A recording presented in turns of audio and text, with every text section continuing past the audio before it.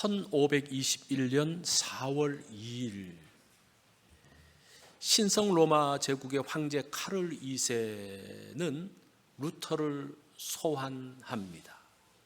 그래서 제국회의가 열리는 보름스를 향해서 루터가 가게 됩니다. 황제와 카톨릭 주교단은 루터를 드디어 이 회의에서 자신의 사상을 철회하고 무릎 꿇을 것을 기대했습니다. 자, 루터가 보름스로 가려고 했을 때에 주변 친구들은 다 말렸어요. 왜냐하면 이전에도 개혁자들을 불렀어요. 얀 후스라든지 틴데일이라든지 그 사람을 불러서 너 회의에 참석해라. 그러면 너희 안전을 보장하겠다 했지만 그 사람들이 도착하자마자 체포되어졌고 그리고 화형을 당했기 때문입니다. 그래서 온 주변 사람들이 말렸어요. 그때 루터는 친구들에게 이렇게 말합니다. 보름스 지붕 기와장만큼이나 많은 마귀들이 있다 해도 나는 그곳으로 가겠다라고 했습니다. 자, 말은 그렇게 했지만 그 마음 가운데 얼마나 두려움과 갈등이 있었겠습니까?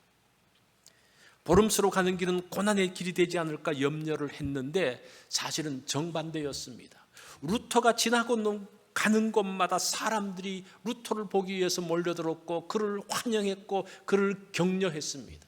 그 가는 지역의 교회들은 루터를 강단에 세웠고 그의 말씀을 들었습니다. 4월 16일 점심때쯤 보름스에 도착을 했는데 그곳에 2,000명의 사람이 기다리고 있었습니다. 그러면서 루터를 환영하면서 환호하기 시작을 합니다. 자, 그 다음날 보름스 회의에 참여했습니다. 대주교 고문관 에크는 두 가지 질문을 합니다. 첫째가 그대의 이름으로 출판된 이 책들을 이것이 그대의 것인 것을 인정하느냐? 두 번째는 그대는 이 책들에서 쓴 내용을 철회할 계획이 있느냐라고 묻습니다. 첫 번째 질문에는 네, 제가 썼습니다라고 인정을 했습니다. 두 번째는 너 책을 철회할 수 있는 그 내용을 철회할 수 있느냐 그랬을 때 이 루터가 고민을 했습니다. 이걸 거부하면 죽고 이것을 거부하려고 하면 자기 양심이 고달이 힘들고 그러면서 하루의 기회를 달라고 이야기를 합니다. 그러면서 하루를 지내면서 계속 고민하고 힘들어합니다. 그리고 그 다음날 회의에서 루터는 이렇게 이야기합니다. 내 양심은 하나님의 말씀에 사로잡혀 있습니다. 나는 아무것도 철회할 수 없고 또 그럴 생각도 없습니다. 왜냐하면 양심에 반해서 행동하는 것은 바르지 못할 뿐 아니라 현명한 일도 아니기 때문입니다. 하나님이여 이 몸을 도우소서 그러면서 그 변론이 끝이 납니다. 루터를 굴복시키려는 계획이 무산되어지자 황제는 루터에게 약속한 대로 안전하게 돌려보내요. 그런데 단서가 붙습니다. 3주 동안만 안전을 보장한다는 거예요. 그러니까 3주 후에는 누구든지 루터를 죽여도 괜찮다는 그런 말이었습니다. 그 말을 듣고 4월 26일 날 루터 일행은 긴박하게 보름스를 떠납니다. 그러면서 자기들이 있었던 비텐베르크로 가려고 합니다. 벌써 암살자들이 루터 일행의 뒤를 몰래 따르기 시작했습니다. 3주가 지나면 죽일 수 있기 때문입니다. 이 루터가 유럽에 큰 영향을 미친 사람입니다. 이 루터가 어떤 사람입니까? 1000년의 중세의 암흑기를 끝낸 사람이 루터예요. 그러니까 역사의 한 페이지를 넘겼던 사람이 루터입니다. 그리고 그 당시 유럽 세계를 움직였던 사람입니다. 루터 때문에 유럽의 절반이 루터를 지지합니다. 놀랍지 않습니까? 한 대륙의 절반이 한 사람을 지지한다? 제후들뿐만 아니라 특별히 많은 일반 백성들이 지지를 했습니다. 나중에는 루터를 위해서 그 전쟁이 벌어질 때 루터를 위해서 죽겠다 그러면서 칼과 이 칼을 든 사람들이 얼마나 많은지 모릅니다. 루터를 보면 사람들이 환호했습니다. 자, 이렇게 하나님께 쓰임받는 사람, 많은 사람들의 지지를 받는 하나님의 사람의 일상은 어떠할까? 오늘 이제 그것을 한번 말씀을 통해서 보려고 그래요. 우리가 흔히 그렇게 생각하죠.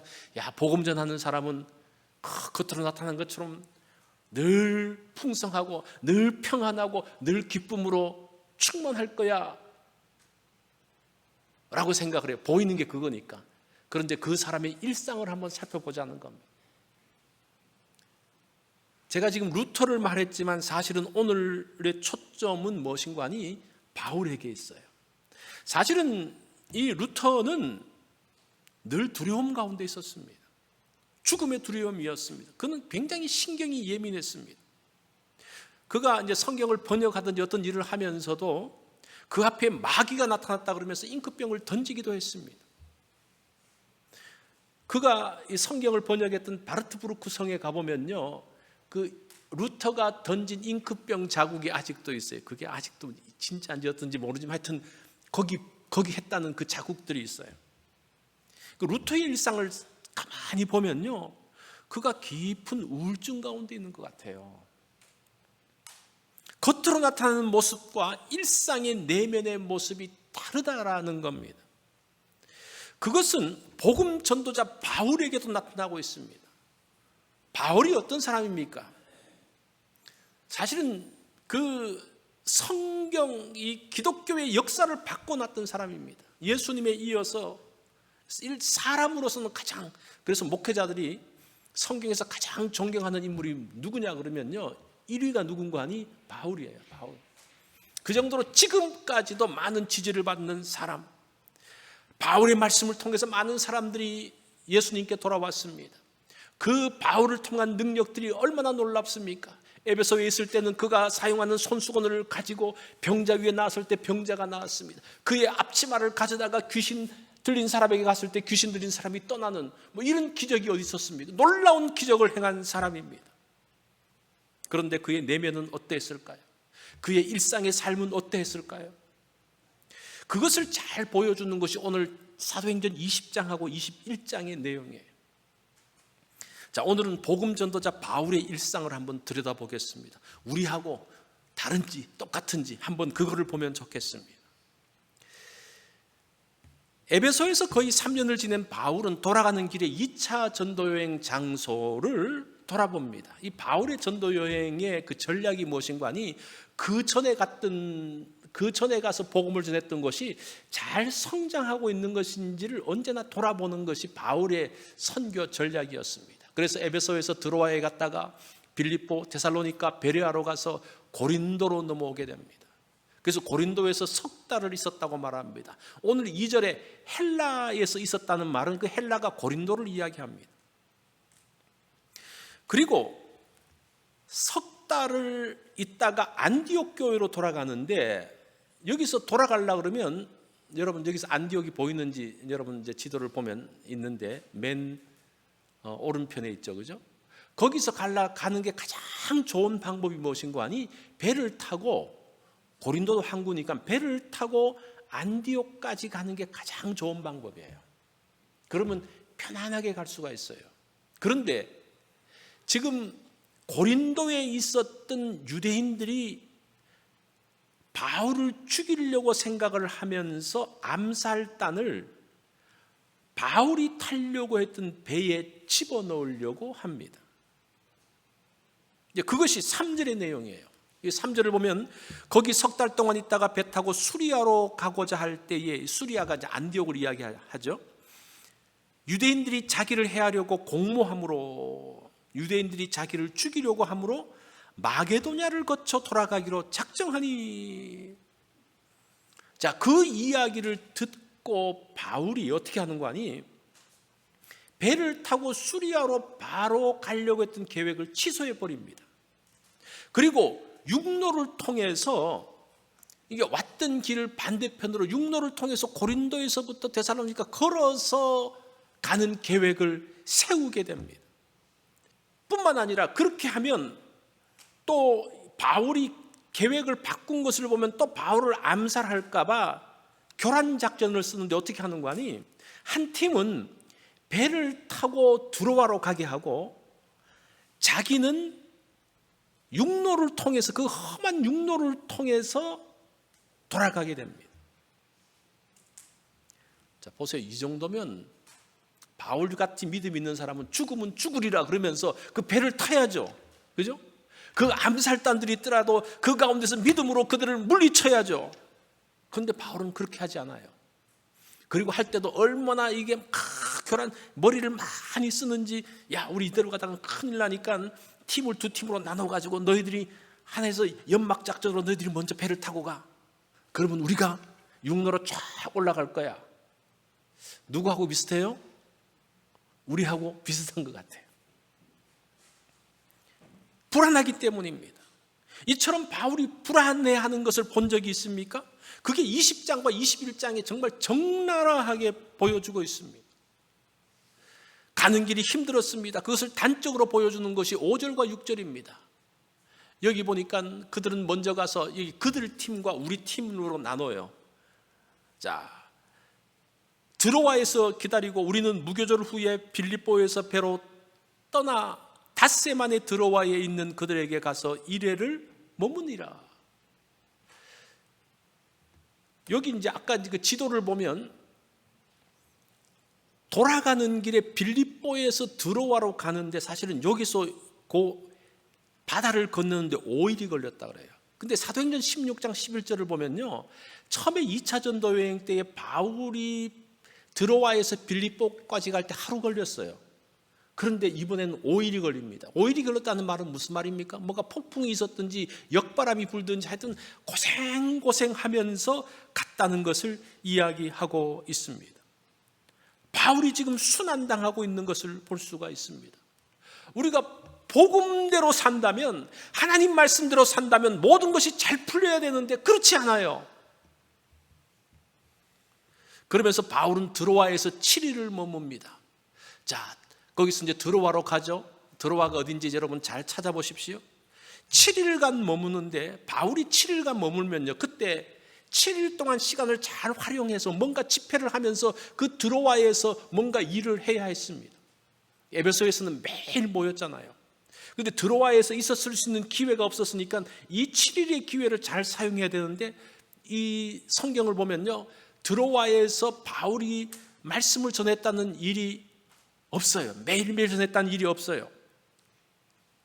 그냥 하루 주일날 정기 예배 때에 가서 예배를 드린 것밖에 없어요. 그거를 보면 우리가 어떤 것을 좀 읽어볼 수가 있는 거 아니? 여기서도 바울이 굉장히 힘들었던 과정이 있음을 알 수가 있습니다. 사실은 그 바울이 지금 예루살렘으로 돌아갈 때에 어떻게 하는 거 아니? 고린도라든지 그 지역에서 예루살렘을 위한 구제 헌금을 가지고 있었어요. 그래서 그 구제 헌금을, 돈을 갖고 있은 거죠. 돈을 갖고 있었기 때문에 바울이 암살 위협에 시달릴 뿐 아니라 돈을 가지고 있었기 때문에 굉장히 불안한 가운데 있었던 것을 볼 수가 있습니다. 그래서 이제 배편을 타고 가려고 했는데 없었어요. 그 당시는 비정기선이죠. 사람이 모여야지 가는 배였죠. 그러니까 첫날 가봤는데 배가 없으니까 돌아옵니다. 그 다음날 가보니까 또 돌아와요. 이런 과정을 거쳐서 마지막 날에 드디어 다음날 배가 떠나는 것을 알고 드로아 예배에 참여하고 있다는 겁니다. 지금 그것을 보여주고 있습니다. 자, 우리가 7절의 말씀을 같이 한번 읽어볼까요? 시작. 그 주간의 첫날에 우리가 떡을 떼려 하여 모였더니 바울이 이튿날 떠나고자 하여 그들에게 강론할세 말을 밤중까지 계속하매. 자, 배편이 전해지고 난 다음에 마음이 편안해지니까 이제 그 주간 첫날은 이제 안식 후 첫날 그 말이에요. 주일날 떡을 때려 성찬식을 하고 또 거기서 말씀을 전하고 있습니다. 여기서 그들에게 강론할세라는 이 단어가 단순한 설교라기보다는 논쟁, 변론이라는 뜻입니다.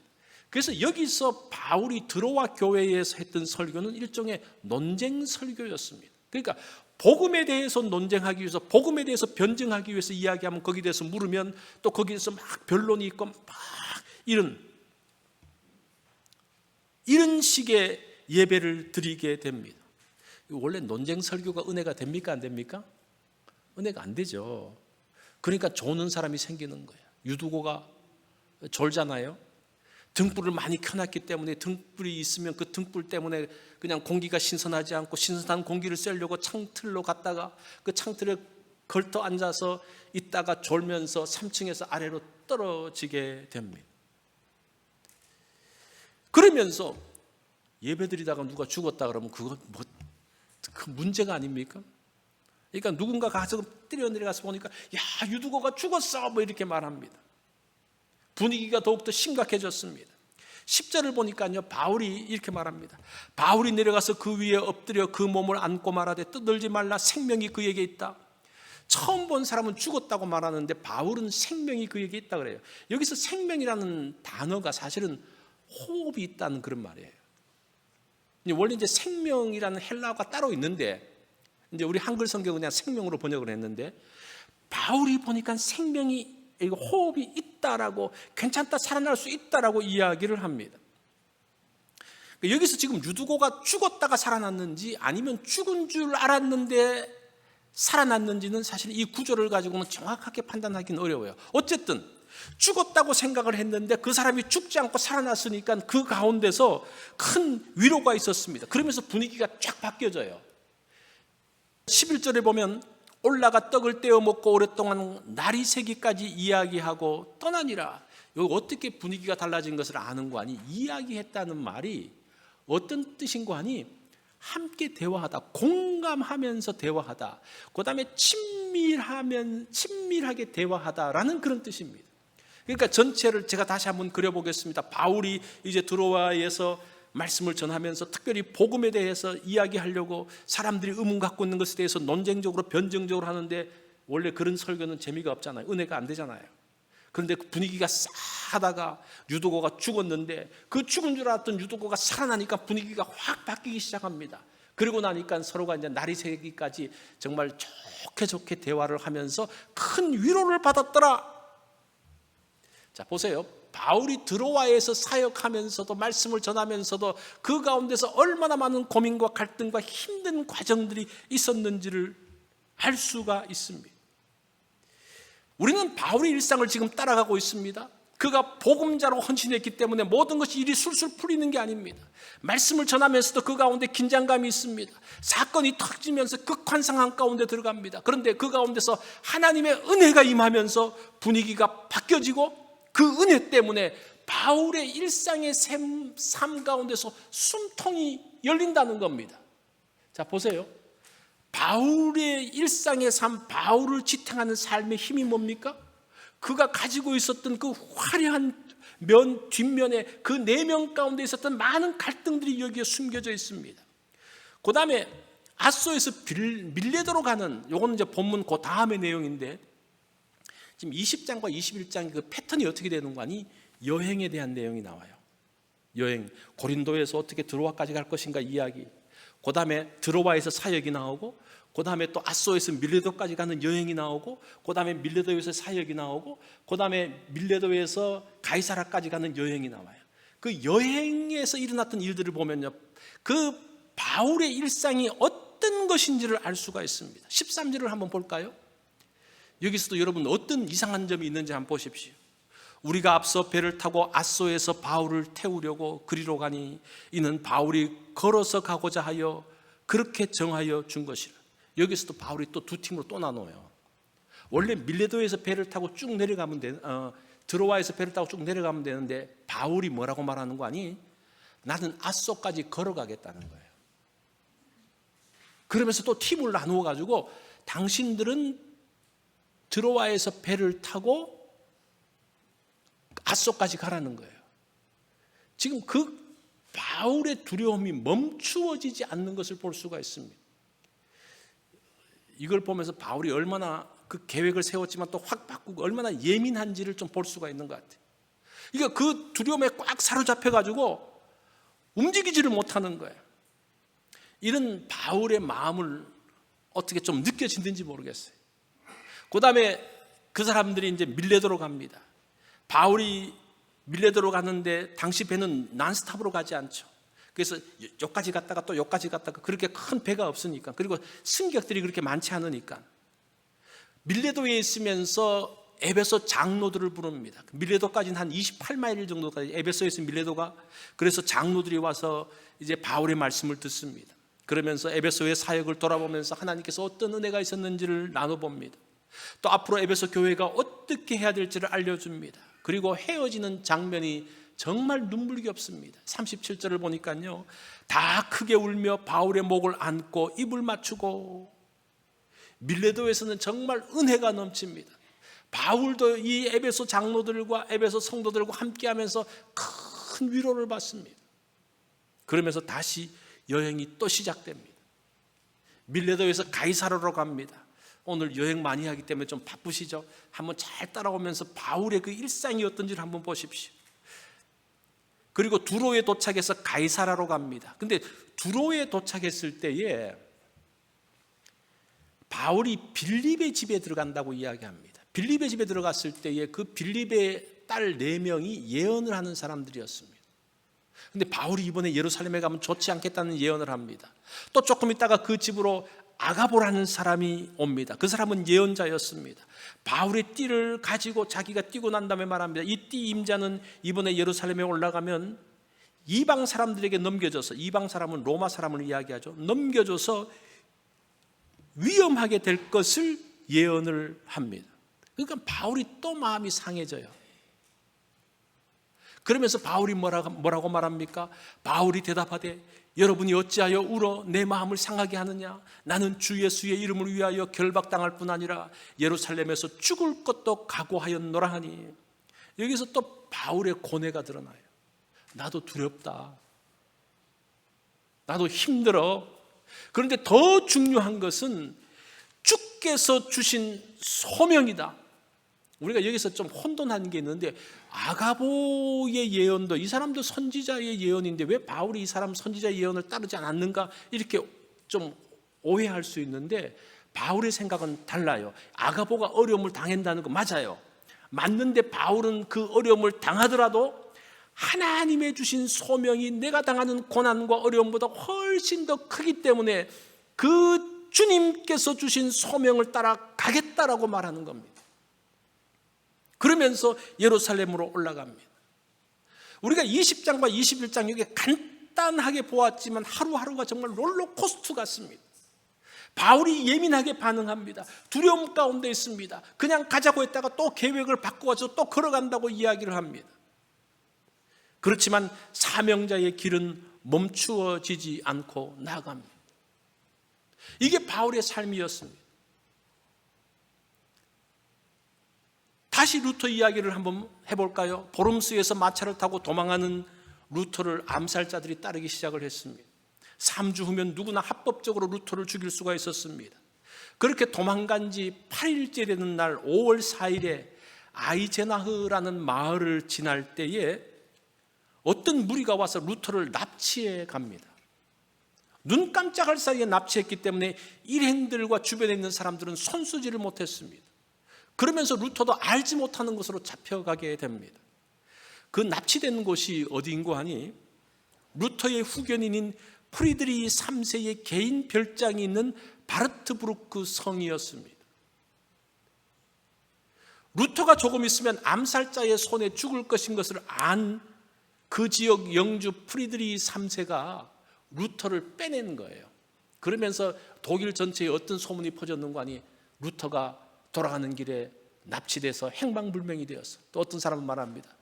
루터가 목매달려서 죽었고 그리고 불태워진 것을 봤다는 사람이 있대. 그러면서 전체 그 독일 전체에 소문이 퍼졌습니다. 그렇지만 프리드리히 3세에 의해서 안전한 곳으로 도피되어졌습니다. 그러면서 이렇게 루터가 이곳에 왔을 때에 가명을 씁니다. 그리고 수염을 길러서 변장을 합니다. 그래서 그 성에 있었던 사람 누구도 루터를 알아보지 못해 10개월 동안 같이 있었는데 그 사람이 루터인 줄을 알아보지 못했다는 겁니다. 철저하게 비밀로, 그러니까 이 성에 있었던 그 대표자 한 사람만 루터가 온 줄 알고 한 사람도 알지 못하도록 철저한 보안 가운데서 피난 생활을 시작했습니다. 안전한 곳으로 숨은 루터는 그곳에서 독일어 신약 성경을 번역하기 시작합니다. 원래 이제 루터가 성경 번역을 하려고 했는데 너무 바쁘다 보니까 못했는데 이곳에 와서 비로소 성경을 번역하기 시작합니다. 그러면서 11주 만에 독일어 신약 성경을 다 원고를 마감하고 그 원고를 비텐베르크에 있는 인쇄소로 넘깁니다. 그러면서 6개월 후에 독일어 신약 성경이 출간됩니다. 그때가 9월 21일이에요. 그래서 9월 성경이라는 이름을 여러분들이 들어보셨는지 모르겠는데 9월 성경이 무엇인가 하니 루터가 쓴 신약, 독일어 신약 성경이 9월 성경입니다. 여러분 그냥 상식으로 그냥 알면 될 것 같아요. 자, 독일어 성경이 완성되어지면서 종교개혁이 큰 힘을 얻게 됩니다. 죽음의 위기 가운데서 하나님은 루터를 건지셨고 그 기간 동안 자신이 그토록 원했던 성경이 완성되어졌습니다. 루터의 은둔 생활은 10개월 동안 이어졌고 이 기간 동안 깊은 안식을 누렸고 루터는 영적으로 육체적으로 거의 회복이 되었습니다. 자, 오늘은 복음 전도자의 일상을 한번 살펴봅니다. 하나님께 쓰임받는 루터와 바울은 언제나 기쁨이 충만하고 풍성한 줄 알았는데 그렇지 않습니다. 때로는 두려움 속에서 힘들어합니다. 더 예민하게 반응합니다. 이들도 연약한 인간이었습니다. 중요한 것은 이런 우리하고 뭐 거의 비슷한 일상인데 이런 사람이 붙든 게 있어요. 그게 무엇인가 하니 하나님의 은혜를 붙듭니다. 일마다 때마다 하나님의 은혜를 붙들고 있습니다. 그리고 하나님께서 자신에게 주신 그 소명을 향해서 나아가고 있습니다. 그래서 복음 전도자의 일상에 중요한 것이 있는데 은혜와 소명이에요. 이것이 있으니까 흔들리지 않고 무너지지 않습니다. 목표를 정확하게 알기 때문에 거기까지 달려갑니다. 달려가는 동안 은혜를 간구하고 그러면서 하나님의 사람으로 완성됩니다. 위대한 사람은 없어요. 견디는 사람이 있을 뿐입니다. 끝까지 견디는 사람을 우리는 위대한 사람으로 부르는 거예요. 우리가 이것을 오해하지 않았으면 좋겠습니다.